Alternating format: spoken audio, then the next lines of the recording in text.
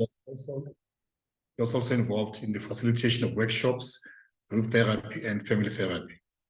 In 2012, she moved to Steve Biko Academic Hospital to complete a community service here.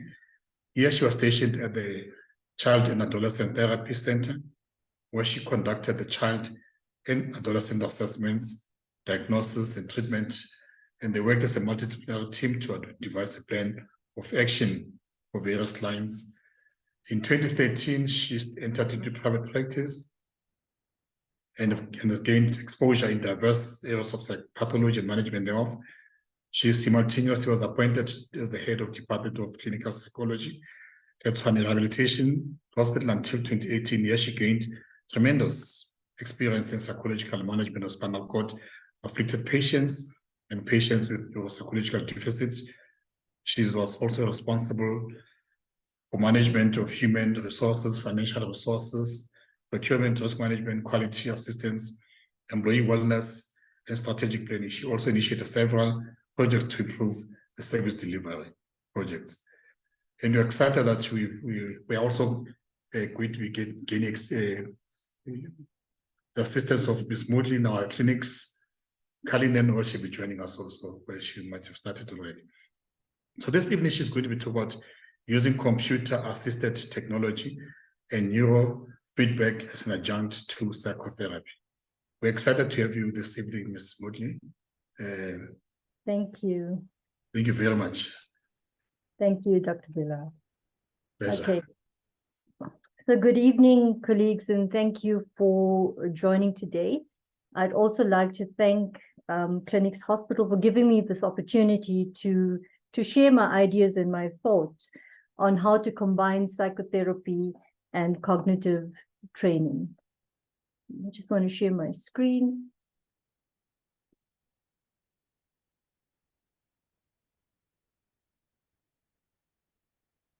Okay, so today I want to share with you using computer-assisted technology and neurofeedback as an adjunct to psychotherapy.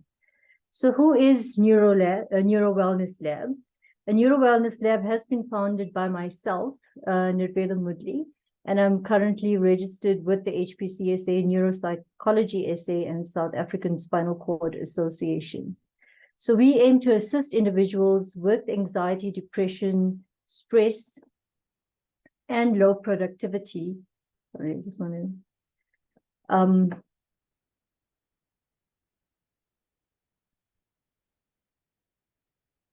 low productivity by improving their brain health, cognitive functioning, emotional resilience, and interpersonal mastery.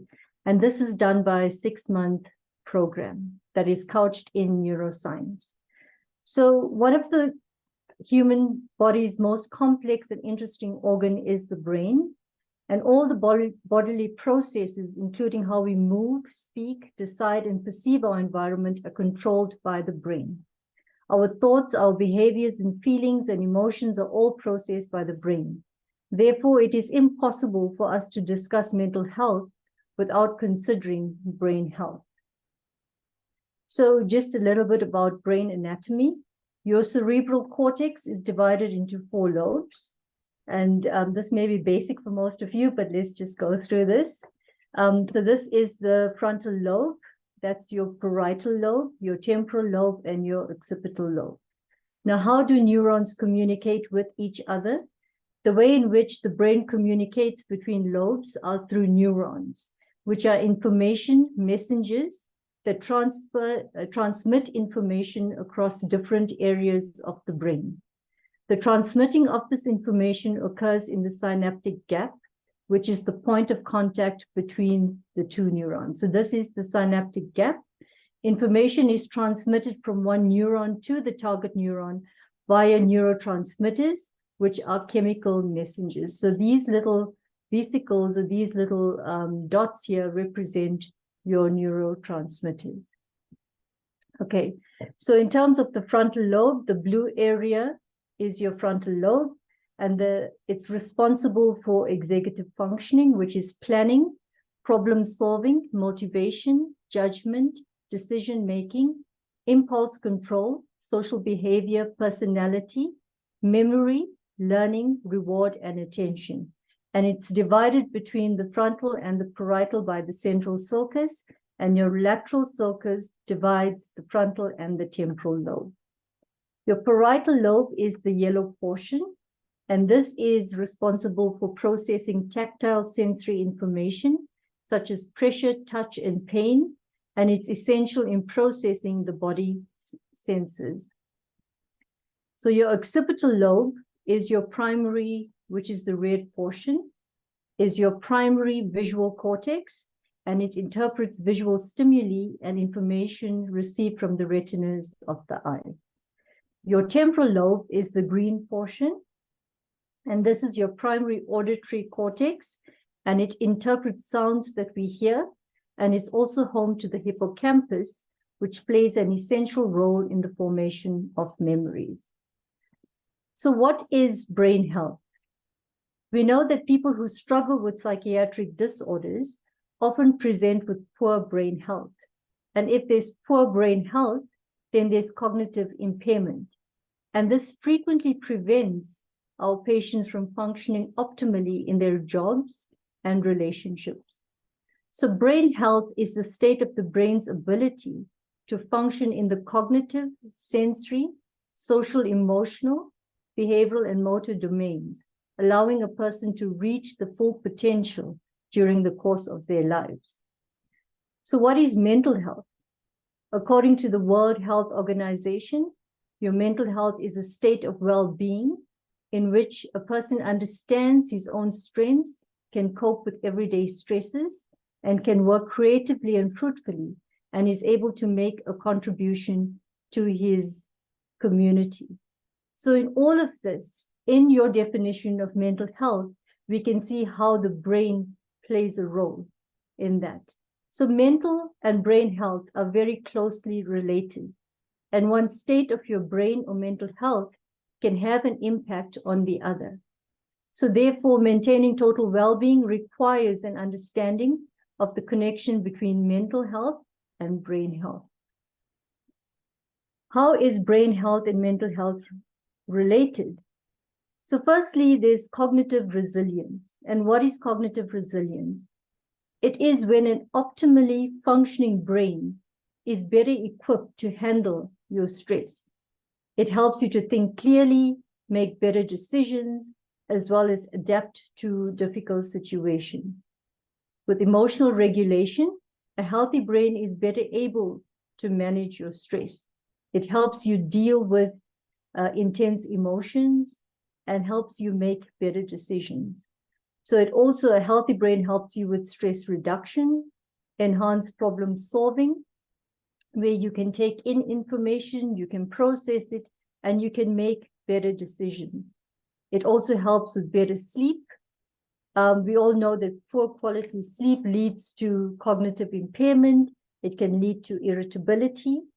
And then there's neuroplasticity, where the brain's, which is the brain's ability to change and adapt. And this is essential for learning and recovery. So there's also a reduced risk of cognitive decline. Many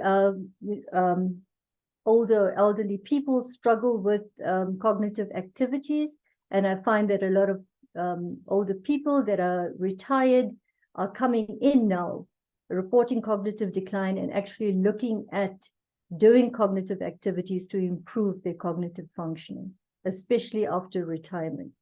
And then there's also the positive feedback loop. So what is the positive feedback loop? If we have improvements in your brain health, it will often lead to a positive feedback loops with improved mental health.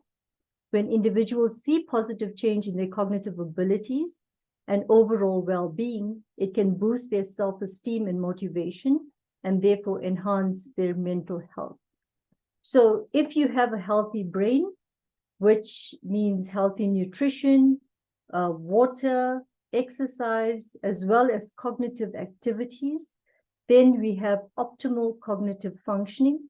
If we have optimal cognitive functioning, there's definitely, it helps with the reduction of anxiety. There's improved mood and emotional resilience. So just looking at this feedback loop, if you think of your client in the work environment. Sorry, is there?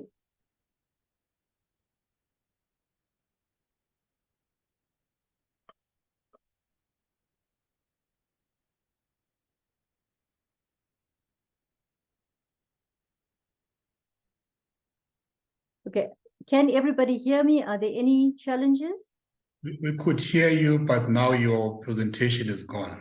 Okay, sure, okay. If you can reload your presentation, we could hear you. Okay.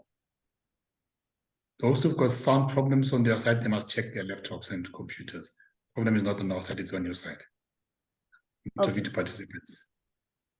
Okay, great. Thank you. Okay. So think of your client, think about the challenges that they have, that they are presenting with, especially when it comes to work, in their professional life. At the university, we see a lot of students coming in that are struggling with academic stress, professionals with workplace anxiety and depression, and a lot of times their productivity is affected. So if we help boost brain functioning and cognitive functioning, this could also help them perform better in their jobs, therefore reducing their anxiety and making, improving self-esteem and improving mood. Okay. So what is cognition? Many individuals struggle with this term. If we use this term in South Africa, it's not really well known. Cognitive abilities, cognition, but if we use it in other countries, it is basically part of their daily language. So cognition is the mental action or process of acquiring knowledge and understanding through thought, experience, and the senses. It encompasses all aspects of intellectual functions and processes, such as perception, attention, thought, imagination, intelligence, the formation of knowledge, memory and working memory, judgment, evaluation, reasoning, computation, problem-solving, decision-making, comprehension, and language. So cognitive processes use existing knowledge and discover new knowledge. Okay. So this is, when we talk about cognitive abilities, we are talking about attention, we are talking about memory, we're talking about executive functioning, we're talking about visual spatial functioning. So, and many times it is confused with cognitive behavioral therapy. It is two separate ways of thinking, but cognitive behavioral therapy does use cognition in their therapeutic model. So what then is cognitive impairment? In contrast, this is when a person struggles with memory, learning new things, concentration, or making judgments that impact their daily life. The severity of cognitive impairment varies. When cognitive abilities are mildly impaired, people start to notice the changes, but they will still be able to perform daily tasks. Severe degrees of impairment can make it impossible to write, to speak or write, as well as to comprehend the significance or meaning of things. And this makes it impossible to live a self-sufficient life. So when there is mild cognitive impairment, people can still function in their jobs, they can still function in their academics, they can compensate. But when it's severe, it starts to become a serious problem. When there is mild cognitive impairment and people are trying to compensate, it's often anxiety that is triggered and a depression. There's a lowering of the mood because people are really struggling, but there's also shame in sharing and getting help. So what is the link between mental health disorders and cognitive impairment? So there's a lot of research that is being done, and I thought I'll just share with you three research articles. The first one looks at cognitive impairment in general anxiety disorders. So these are articles that bring in your mental health disorders and bring in the cognitive impairment that is associated with these disorders. So the purpose of this study was to investigate the cognitive function in subjects with general anxiety disorder using a mismatch triggered negativity N270. So the beauty of this article is they assessed both brain waves and cognitive functioning. So here, 15 medication-free patients with a diagnosis of general anxiety disorder and 15 well-matched healthy controls performed a dual-featured delayed matching task, while event-related potentials were recorded on their scalp. So here, they were performed a cognitive activity while measuring brain waves. So the results that were found was that the general anxiety disorder group was characterized by the decreased N270 amplitude in the left hemisphere, and the smaller N270 amplitude was associated with greater symptoms of anxiety and depression. It was found that since N270 is thought to index cognitive function in different domains, including attention and memory, their results suggested that individuals with GAD have an impaired cognitive function, particularly in selective attention and working memory. And they went on to say that these cognitive deficits may have clinical significance in subjects with general anxiety disorder and should be considered in treatment planning. So this article very clearly shows the link between brain waves and cognitive functioning and anxiety disorder. So it becomes very important to bring in cognitive training for example, selective attention and for working memory. It may just have a better effect and improve anxiety. Okay, so if we look at the diagnostic criteria for major depressive episode, and here I try to show some of the challenges that you would have with brain functioning. So for example, your first symptom is depressed mood most of the day, nearly every day. And if you think of your depressed patient, think about their ability to function, their ability to think clearly, their ability to remember information and register information. A lot of time there's brain fog. If we look at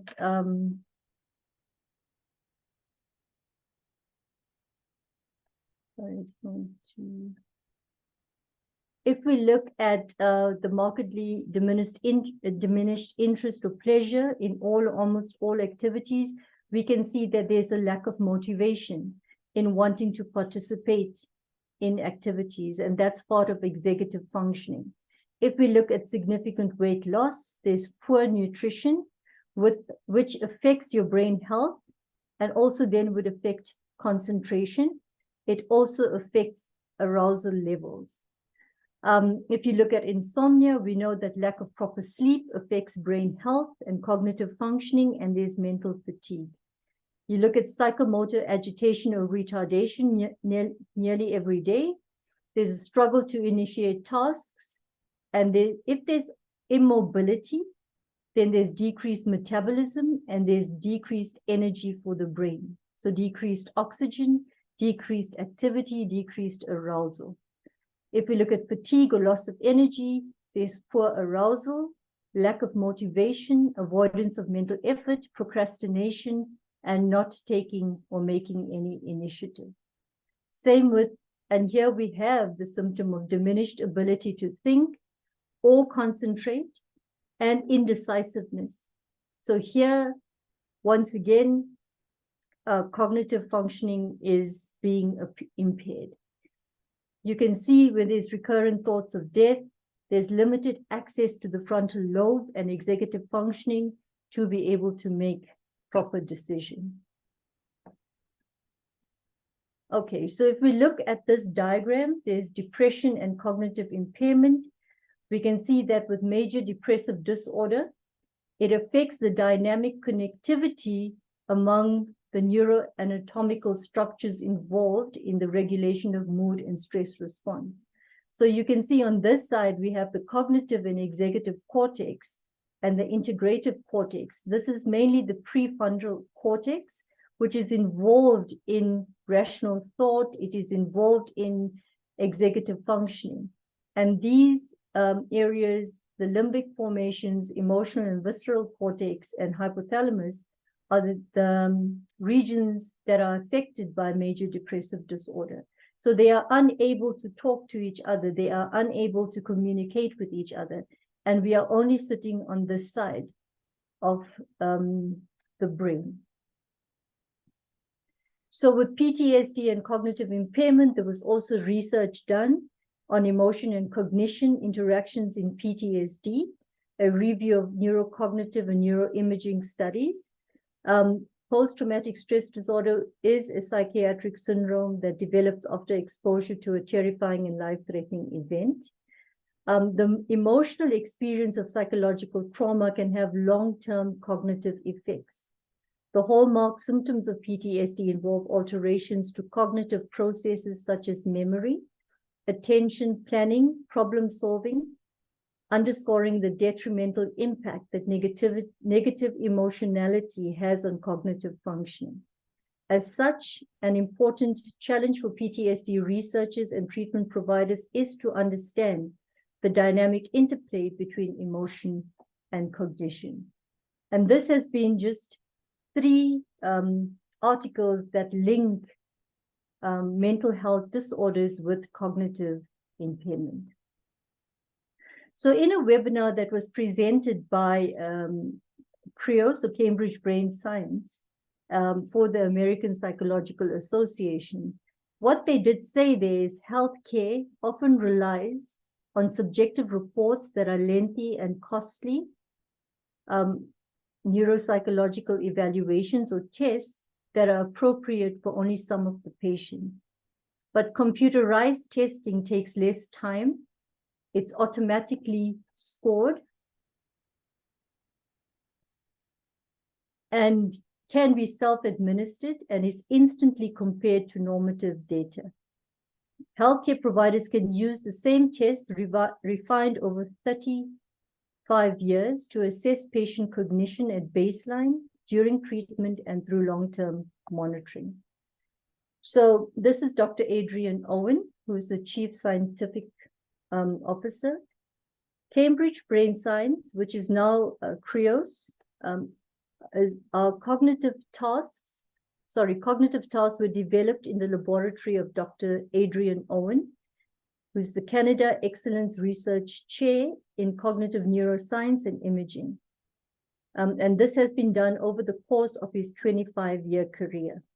And from this, over 300 scientific studies have been run to date using the test, yielding numerous publications in leading academic journals.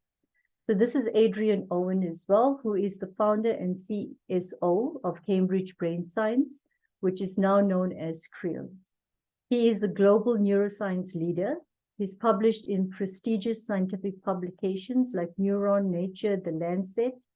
He's a trusted brain health authority for many media outlets, and he's also one of the best-selling authors who's published Into the Gray Zone.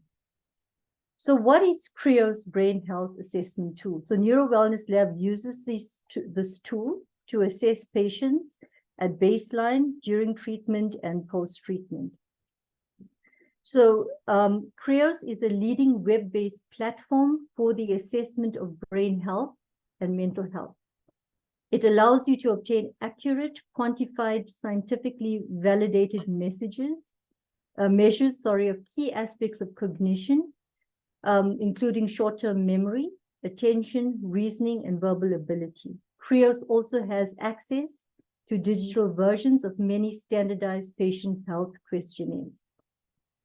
So your mental health questionnaires that CBS does measure, it measures anxiety, or it assesses for anxiety using the GAD. It assesses for depression using the PHQ. It assesses for ADHD using the ASRS. The PCL5 assesses for PTSD. There's an assessment for perceived stress levels. There's Vanderbilt, BDRS for children. It assesses for autism spectrum disorder, post-concussion syndrome, alcohol abuse and substance abuse, bipolar disorder, and IADLs, which is activities of daily living. Your perceived stress quotient is a self-report scale designed to measure the severity of perceived stress symptoms by his or her own subjective self-assessment.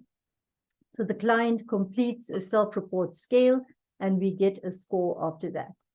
The PHQ-9 is a multi-purpose instrument for objectively determining the severity of initial depressive symptoms, while also allowing for the monitoring of symptom changes and the effects of treatment over time.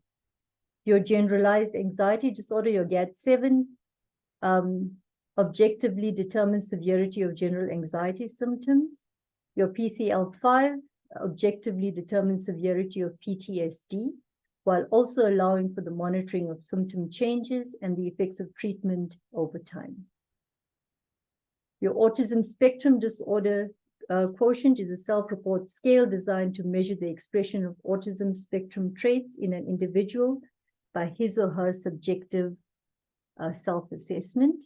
You've also got the VADRS for ADHD, ODD, anxiety, and depression. It also assesses for conduct disorder.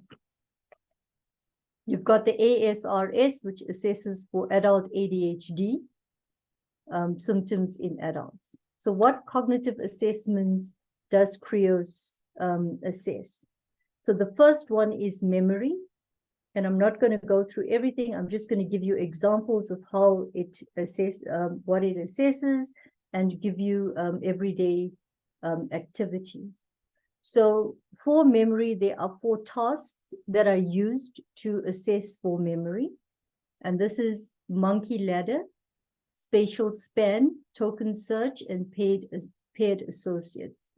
For the neuropsychologists with us or the clinical psychologists, whoever does any neuro work, you'll know that there are lots of paper and pencil tests that are used, and these have been then translated into computerized activities that can be assessed quickly and give you a result.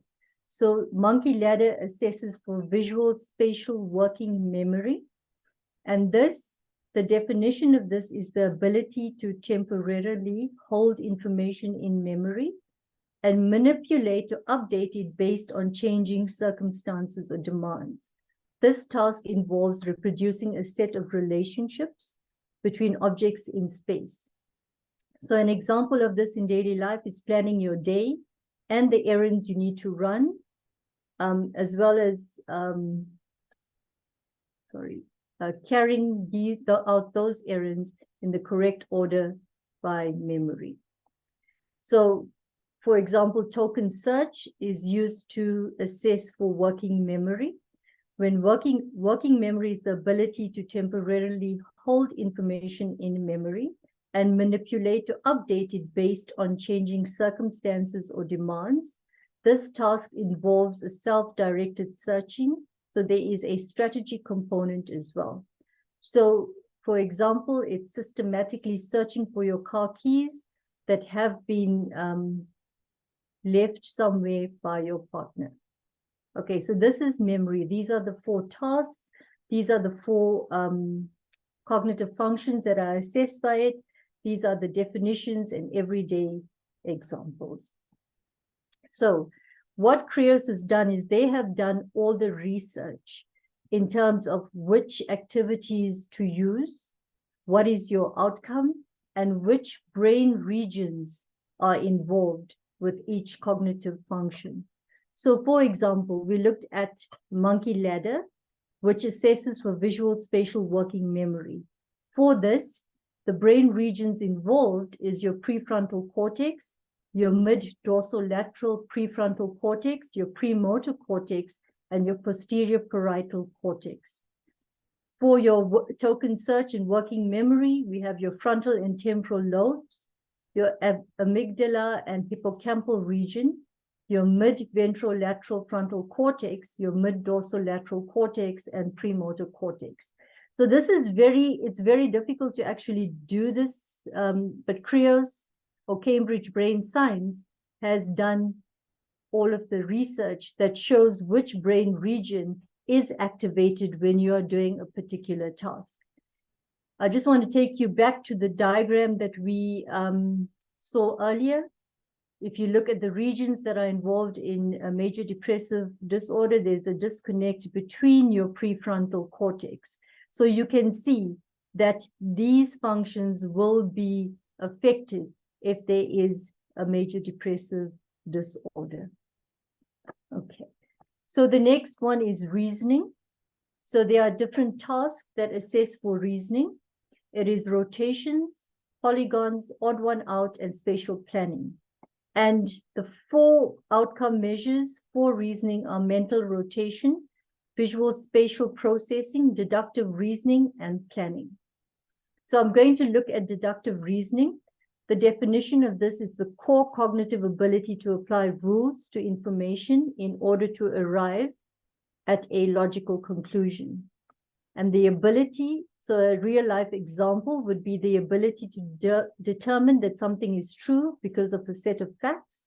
So for instance, when doing your taxes, you may determine that you qualify for a tax rebate based on certain rules set out by your country. And I know most of you won't agree with this. We very rarely get our rebates. Okay, so the next one is planning, spatial planning. Your outcome measure is planning. A fundamental property of intelligent behavior. Planning is the ability to act with forethought and sequence behavior in an orderly fashion to reach specific goals. So here it would be packing items in your car's trunk so that they all fit, or assembling a piece of furniture. The next one, okay, with reasoning, once again, let's look at deductive reasoning. Here you can see the different regions that are activated. It's your anterior frontal cortex, your anterior cingulate, anterior insular, frontal operculum, inferior frontal sulcus, pre-supplementary motor area, and your interparietal sulcus. With planning, it's your frontal lobe, which we know is responsible for executive functioning, your mid-dorsal lateral frontal cortex, your caudate nucleus and thalamus, lateral premotor area, and anterior cingulate. So with verbal ability, the 2 tasks that are assessed is grammatical reasoning and digit span. The outcome measures are verbal reasoning and verbal short-term memory. Let's just look at verbal short-term memory. Most of you are familiar with digit span. Short-term memory is a cognitive system that allows for temporary storage of information in memory. Verbal short-term memory deals with numbers or words in a specific order, as opposed to spatial short-term memory. So here it's remembering a telephone number as you're entering it into your phone. If we look at concentration, let's look at feature match that assesses for attention. This is the ability to muster mental concentration and focus in order to monitor for a specific stimulus or difference. This is identifying similarities and differences when comparing 2 things, such as deciding which of many great photos of your friends to share from an evening out. Okay. And then there's response inhibition. Once again, let's just look at attention. Feature match, the brain areas involved for attention is your mid-ventral lateral frontal cortex and your right inferior frontal gyrus. Okay, so these are the different brain regions that are involved with assessing verbal ability and concentration. Your verbal ability is verbal reasoning and verbal short-term memory. And your concentration we assess for attention and response inhibition. Okay, so these are the core components of a CREO's health report summary page. I hope it's clear enough. So here we can see that this is the report that you would get after performing your cognitive assessment. Here you would have your identifying details, you would have all the tasks.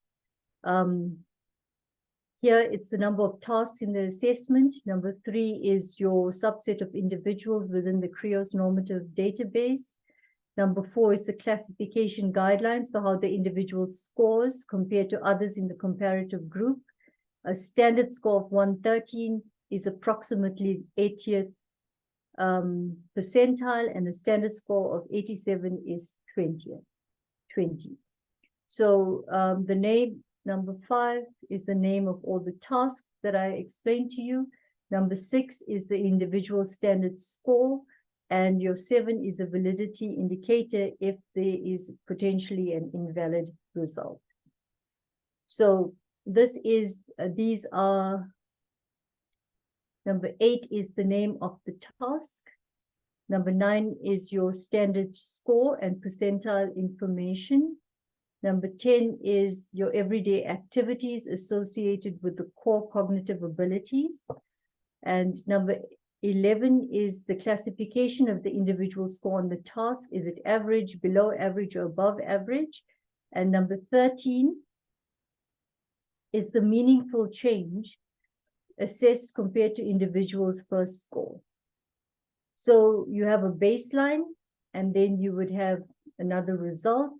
So this is your, it shows you, you can do the test many times, the cognitive assessments, and it will give you a trend. It will give you all the scores to see if there is any improvement, if there is any decrease. So it gives you, it can be done many times. These tasks they do change, so they do not become boring and mundane, so they can be used for cognitive rehabilitation or cognitive training as well. So this is a very interesting table. In this table, what CREOS has done is they've done all the research in terms of which cognitive functionings are affected in a particular disorder. So your blue tick check marks, these are tasks that have been done by CREOS that assess individuals with disorders outlined below based on characteristics and historical use of these tasks. Your green check marks indicate an academic study that was published showing that cognitive function assessed by the task was significantly different in people with that disorder. So if we look at, for example, depression, we can see that working memory is a problem. We can see that deductive reasoning can be a challenge. We can see that planning is affected, and we can see that verbal reasoning as well as response inhibition with the green. So the green are published studies and the blue are CREOS assessment and their studies. If we had to look at ADHD, we can see there's visual spatial working memory that is affected, and that's a published article. You can see working memory is affected. You can see verbal reasoning, verbal short-term memory, attention, and response inhibition. With schizophrenia, we can see that spatial short-term memory is affected, working memory, and these are published articles. We can see that there could be challenges with deductive reasoning, with planning, verbal short-term memory, and response inhibition. Okay, so how does Cambridge Science help? It improves patient care, it saves time, and it can also drive revenue. So if we just look at the first one, this is by Dr. Martha Kuhl, who is a medical director of NeuroWellness Spa. She says brain fog is a common effect of depression, and CBS Health reports can objectively demonstrate that treatment is helping clear the fog. When patients first take the cognitive assessments, they may not necessarily be impaired, but they know that they are impaired relative to their potential. So it has been used by Florida Hospital and also at Miami Pain and Diagnostics Center. So this is just how you would see it in your report. For example, token search measures working memory, and we know the definition of it. Here we can see that it's 102, it's 54 percentile, it's an average score, it's following everyday activities, it's following the plot of a story by remembering what each character is planning to do, it's effectively prioritizing a list of homework tasks. That's token. This is spatial planning. This is how it is shown in your report. Spatial planning is independently organizing, prioritizing homework, chores, and fun activities. 93, 32nd percentile. It's the gray area below the bell curve. Then there's digit span, grammatical reasoning. So this is how you would see a score that's below average, 81 and 10th percentile. For grammatical reasoning, it would be understanding what two adults are talking about, even when they use complicated language, interpreting what people are saying to you, thinking about what the speaker actually meant without jumping to incorrect conclusions, and enjoying movies or shows with more dialogue and less visual action. Okay, so what is then neurofeedback? Is everybody still with me? Are there any questions? Now we're still with you. We enjoy the talk. Okay. So neurofeedback, many people feel it's a luxury, but I feel it's not a luxury. It is a necessity in therapy. What is neurofeedback? So neurofeedback is a distinct, non-invasive, computerized form of biofeedback that involves learning how to alter and improve individuals' cognitive and psychological functioning. By using real-time monitoring of biological data, such as blood flow, which is what we use at Neuro Wellness Lab, we use the HEG, breathing rate and muscle activity, individuals are able to learn how to control these functions. The measurement of brainwave activity and blood flow to the brain enables both the therapist and the client to observe when and how brainwaves or blood flow to the brain reaches an optimal level. So the history of neurofeedback, neurofeedback was born in the 1950s, and Joe Kamaya demonstrated the control of alpha waves in response to feedback. In the 1960s, Barry Sterman did his initial research on cat brain training was published. In the 1960s, Psychology Today published an article on alpha feedback. In the 1970s, Barry Sterman suppresses epileptic seizures using neurofeedback. In the 1970s as well, there's the first application of neurofeedback to hyperactivity. And Joe Kamaya and Jim Hart's study on alpha for anxiety was published also in 1970s. In the 1980s, Eugene Peniston cures alcoholic Vietnam veterans with neurofeedback. And here from 1990s to 2010, the Ortmers have been delivering neurofeedback training courses, equipment, and clinical practice for 24 years. In the 1990s, they ran their first neurofeedback training course. And in 2010, AAP raises biofeedback to the highest level of psychosocial intervention for attention and hyperactivity disorder.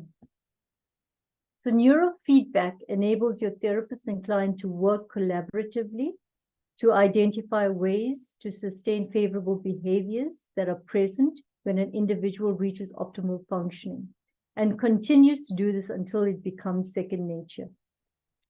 Neurofeedback works on the principles of neuroplasticity as it works to rewire the brain in a natural, non-invasive way through neuroplasticity training. So what is brain gain? It uses neurofeedback training to aid individuals with mental health disorders and ADHD to improve their attention and functioning. It helps them reach their peak performance. And in order to do this, we use a test for emotional stability and cognitive ability called the TESCA. And this assesses for individual attention and screens for emotional and learning difficulties. It is a computerized test. And the data obtained from the follow-up assessments enables us to draw a comparison between the baseline and results after neurofeedback sessions.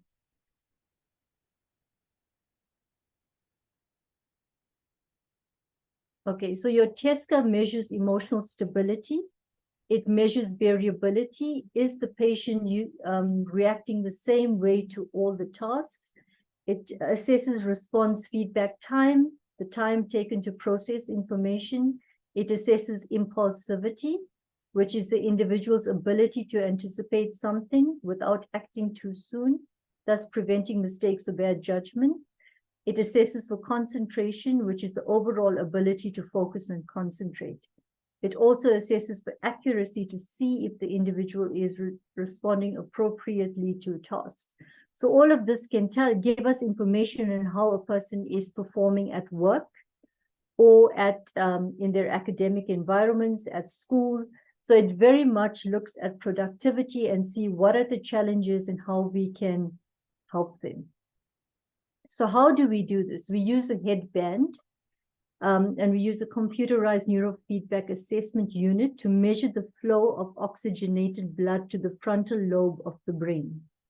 An increase in the blood flow to the frontal lobe indicates that the brain is paying attention.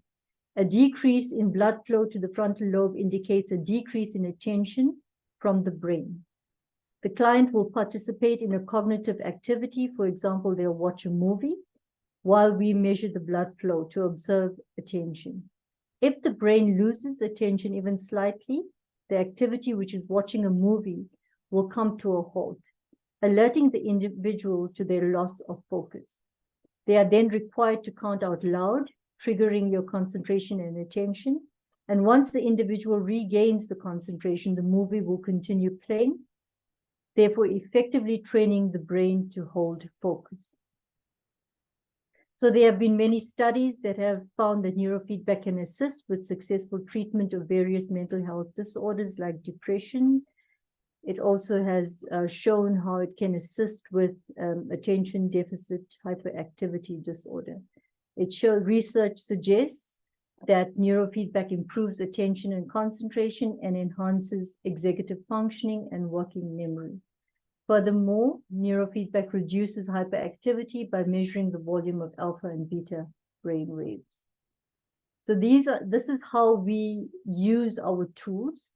We have neuropsychological services. Firstly, there's neurocognitive enhancement and training services. So we use 3 softwares at the moment. This is CREO's cognitive assessment, with I've shown you assesses for memory, concentration, verbal ability, and reasoning.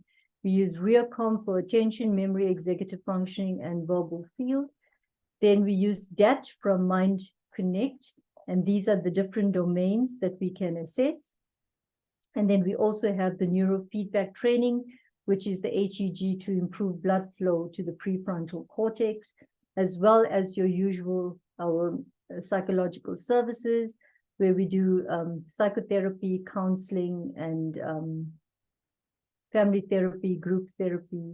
And then we also have the CREOs to assess for all of these mental health disorders. So when we get all the information and when we use the tools, we are able to see where the challenges are, where the deficits are, and this helps us with treatment planning. Okay, so in terms of the case study, the first case study is a 16-year-old Indian male who presented with heightened irritability and poor attention and concentration. He was performing poorly at school, and he was referred by his psychologist for a neuropsychological assessment. So a comprehensive assessment was done to ascertain the severity of anxiety, depression, and perceived stress levels, and ADHD. So the clinical impressions at first point of contact: the client was neat and well groomed, but he was very fidgety. He was impulsive and unable to sit still.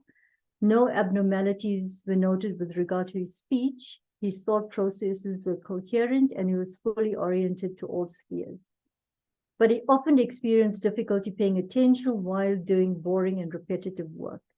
And he also experienced difficulty concentrating on what the therapist said, even when they were speaking directly to him. And he was often distracted by activity or noise around him. He was often irritable and refused to listen to the therapist. He wanted to vape in the sessions, and he refused to do his progressive muscle relaxation. He would just do neurofeedback and was impatient to leave the session. So when we did his initial tests, his stress levels, so when we did the PSS, perceived stress symptoms, he had 27 out of 40 with high perceived stress symptoms. With the PHQ, it was mild depressive symptoms.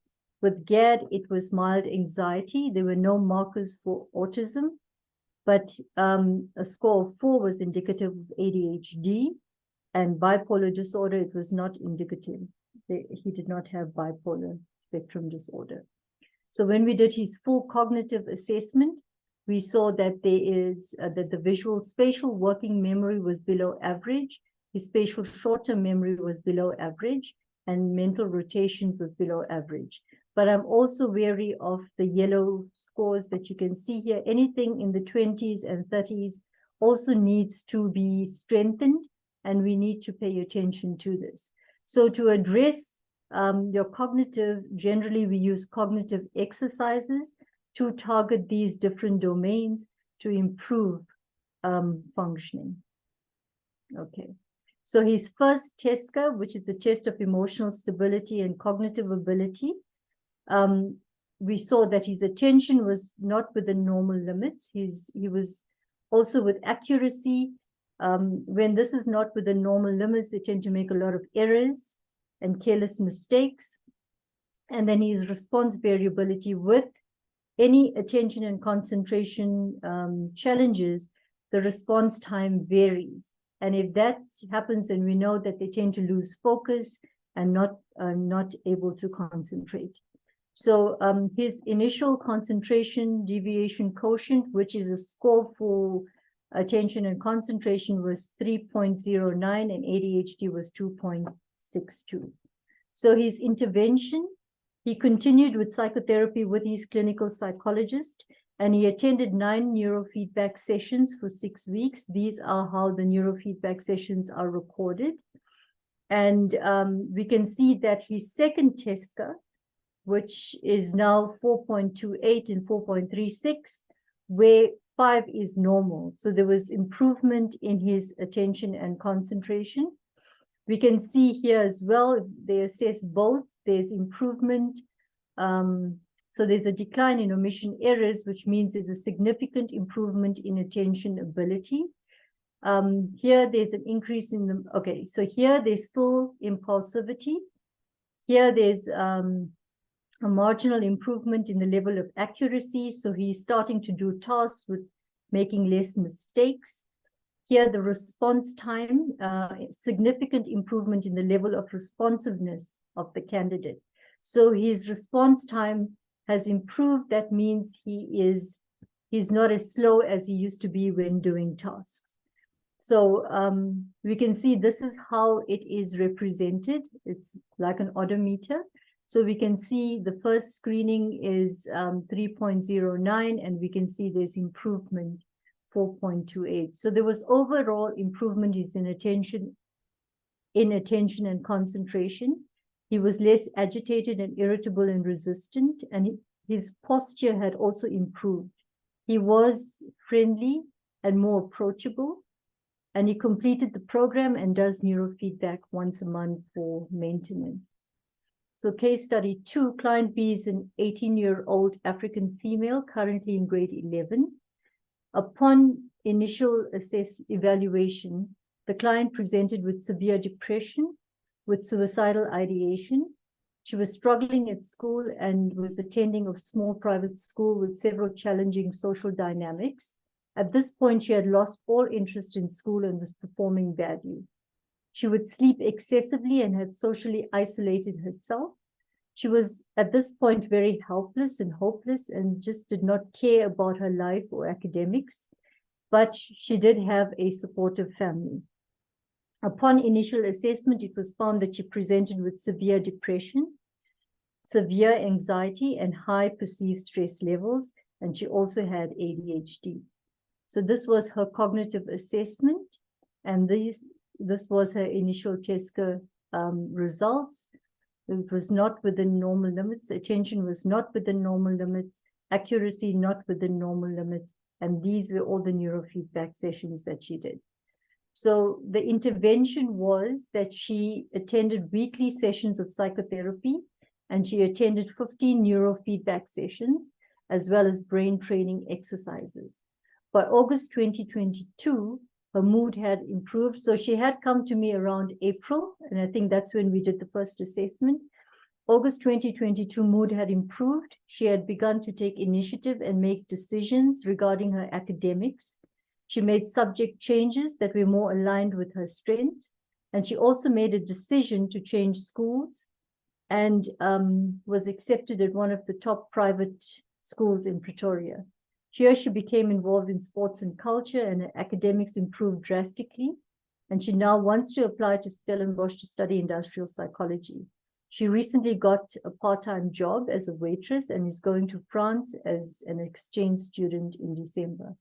So if we look at her test score, it moved from 2.33 to 2.77 to 3.04. So we can see there's an improvement in her attention and concentration. And in terms of anxiety, we can see there's a decrease in anxiety from 17 to 13 to 10. If we look at her stress levels, it went from 33 to 23. So she is better able to manage stress, and anxiety levels have also come down. If you look at some of the cognitive functioning, there's an improvement here. There's an improvement. Here with attention, there seems to be a decrease. Here it's fairly stable. Here it's fairly stable as well. There's a decrease in spatial planning, fairly stable, a decrease and then an increase, fairly stable, stable.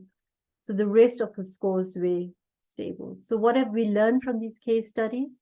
Based on the 2 case studies, it's important to augment your psychotherapy with neurofeedback and cognitive assessment and training.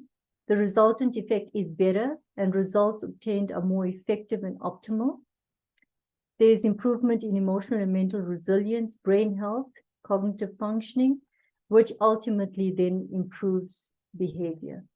As a therapeutic modality, BWRT is also very beneficial and speeds up the process of healing and recovery. Okay. So to sum up, brain health is essential for your mental health because a healthy brain is better equipped to manage stress and regulate emotions and function optimally. Strategies that promote brain health include cognitive training, stress management, and a healthy lifestyle. And this can play a significant role in maintaining and improving mental health while reducing the risk of mental health disorders. So thank you. Are there any questions? Thank you very much, Ms. Moodley. It was quite an interesting presentation. And I think we gained a lot. And these tests, can they be used for what we perceive to be people not suffering from mental illness, but just to improve your ability? Say if someone wants to perform better at work or studies, can it be used for that? Because it looks like there seems to be a lot of benefit out of it. Absolutely. It can be used for somebody who wants to improve cognitive functioning, that wants to improve productivity at work, also for the elderly, for older population, to improve their cognitive functioning. So it can be used. It can be used in rehabilitation centers for people with strokes, TBI, as well as psychiatric disorders. Yes, so both populations, absolutely. Yeah, thank you very much. This afternoon, I was listening to someone. He was talking about that most of us, there's also an artificial intelligence that can predict whether one is going to have mental illness or not. Is that something that you've looked at possibilities when you do use your neuroscience test? Is it something that you can combine with your training models? And yes, absolutely. I'm always looking for technology that can assist, to improve mental health. So yes, I am looking at like virtual reality as well. It's one of the tools that you can use to improve mental health. Yeah. Okay, go ahead. No, I was just going to say, actually, we're finding that there's a lot of challenges with attention and concentration and anxiety and depression because of technology. Because there's this limited attention span, and there's, moving from one thing to the other. So when there's, when you need to pay attention and concentrate, there's a lot of challenges with that. And it's not only with school children or learners and university students, it's actually adults as well that are addicted to social media and addicted to their, to the technology.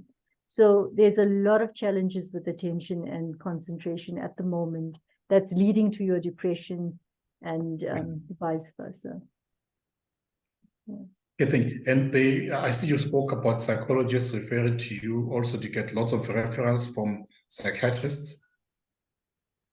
Yes, I do. As soon as there's a psychiatrist that picks up this cognitive impairment or they struggle with memory, short-term memory and productivity, then they immediately refer to us.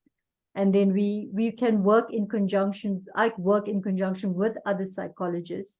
So they can continue with their therapy. And I do the cognitive assessment and training, and then the neurofeedback. So yes, there are psychiatrists that refer to me.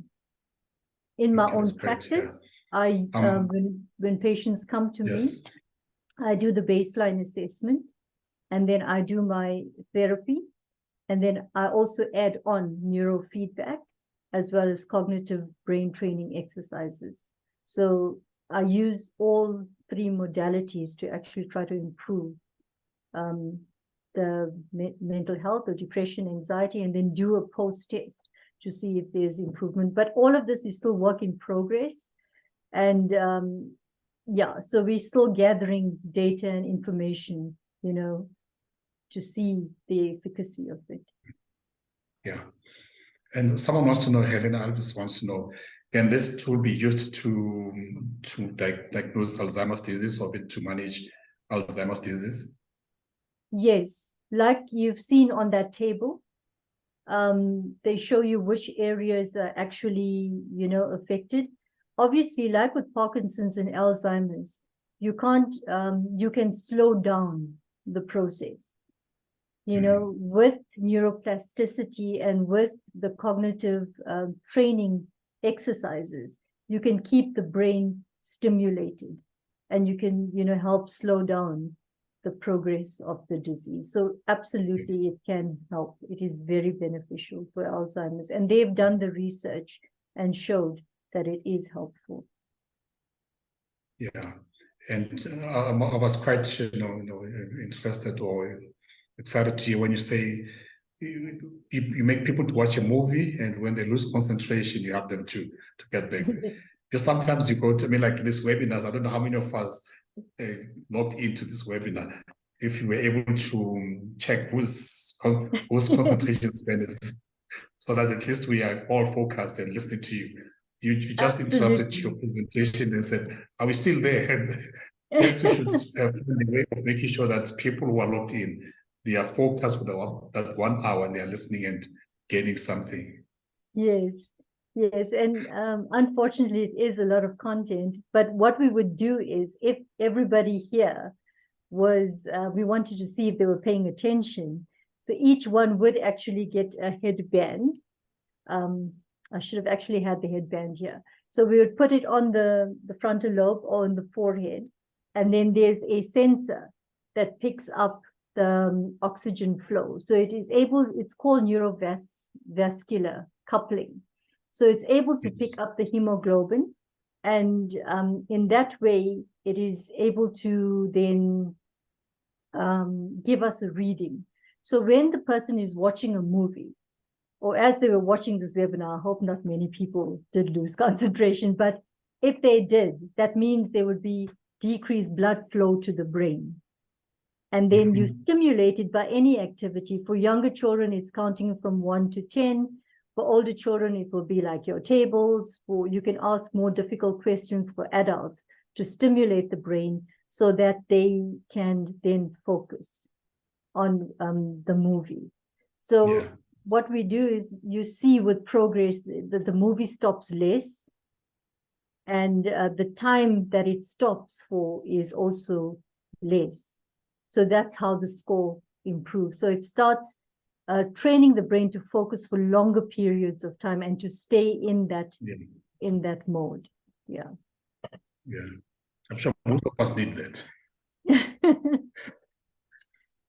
There's a question from Professor Solomon Rataimani. He wants to know, how do you deal with patients who are on medication? Suppose these patients who are being seen by psychiatrists and they're put on medication, and then I refer to you, and then how long do these tests take and how much do they cost? Okay, so basically, it does not matter if you are on medication or not. Okay, so, and we know sometimes also medication can affect cognitive functioning, but the medication is necessary for other reasons, like the anxiety or improving the mood. So what we would do is we would do the full testing. Whether the patient is, we would not stop any medication, actually. We would just help to boost cognitive functioning by assessing it and doing the cognitive or brain training exercises. And then we would also add on the neurofeedback to improve the oxygen levels to the brain and improve cognitive functioning. What is also great about neurofeedback is that if we increase oxygen levels to the brain, it promotes the development of capillaries. And if it promotes the development of capillaries, that means it's carrying more oxygen and more blood to the brain. And that's a permanent change in your brain. So a full assessment is, and what we try to do is we try to keep it affordable. So I hope it's affordable, but a full assessment is 2,500 Rand. But if they do just the TESCA, your TESCA is, and the reason why I do it, it's affordable. The TESCA is 600 Rand, and then they can do neurofeedback. Each session is about 400 Rand. And they need to do a few sessions because neurofeedback is like brain gym. If you go to the gym once, you will not see an effect. So you need to be training your brain like you would be training it in the gym. So it's brain gym. You know, so it's around 2,500 for the comprehensive assessment with the report and with feedback. And then your TESCA is around 600 Rand, and then your neurofeedback sessions are around 400 Rand. Okay, and the medical is paid for the full, I don't know how many sessions you have for each and every session that you, subsequent session that you do. Yes, so the medical aid will only pay if I do so if I am sitting with my patient and I'm doing the assessment, then I can claim that from medical aid. Okay, so the medical aid can pay for that because it is a psychological assessment. And then, the neurofeedback, you can't actually claim from medical aid. Although if we had to look at it, if I use a tool like neurofeedback to help me with help my patient improve, a patient with depression, then it should be a tool that should be paid by the medical aid. But for now, it's, we haven't gone through the process of actually getting it approved. Okay. So it's on a cash basis. Yeah. How many neuropsychologists do we have generally? I mean, who are using this neurofeedback tool? Is it only you? There are quite a number of you. The new field? It's a new field. So there may be 1 or 2 educational psychologists that are using it, but not many. Not many. Is it? There is, I think a professor in Pretoria, Maury Riwa. I don't know if he's here, but he does more the brainwave, and I don't do the brainwave. I do the HEG, the hemoencephalography. Neurofeedback. That's great. Yeah, there is a question related to that. Can this procedure positively contribute to an autistic child? Yes. It has been used for autism, and many of the educational psychologists and the other neurofeedback therapists do use it for autism and ADHD. Because you are improving it. All of this complements whatever a speech therapist is doing, whatever an OT is doing, with the client, whatever the educational psychologist is doing. So it's just helping enhance cognitive functioning so that they can do better in their therapeutic activities. So it definitely can help with autism. Yeah. Okay, thank you very much. And lastly, there's quite an interest in getting hold of the copy of the presentation, though this presentation is being recorded live on YouTube. So anybody can access it. I hope you don't have a problem with it. Because No, that's it's on YouTube here. But any possibility of sending us the copy of your presentation that you can share with all the participants? So yes, email it back to us here. I can do that. Okay, thank you very much. It's been quite an interesting discussion. Happy that you were able to make it and share your thoughts with us. We say this is a place where we get new knowledge, new information, new trends in medical and advancement in medical education, but a reinforcement of what we know also from clinical practice, people who've been long in the field and just sharing knowledge and continuous professional development from not only doctors, but all allied health professionals, nurses and pharmacists, and even those involved in healthcare management. So we're excited that you accepted our invitation, and we hope that it won't be the last time that we hear from you. And all the best with your innovation. Yeah, all the best with your innovation. And just want to thank everybody who's been logged in. I know that quite a number of people might have jumped off to another presentation. There's an ethics webinar taking place that started at 7 o'clock. I'm sure. Don't mind when you see. Normally people just stay here. I think, yeah, but quite a number still stayed on until the end. Quite a good attendance that we had. And thanks, colleagues, for logging in this evening. And we hope to see you next week as we continue with our series on mental wellness. And also to thank Kamo from our marketing team and all those working with him for helping to put together this presentation. And we trust that we shall meet again next Thursday. And have a good evening. Good night, colleagues.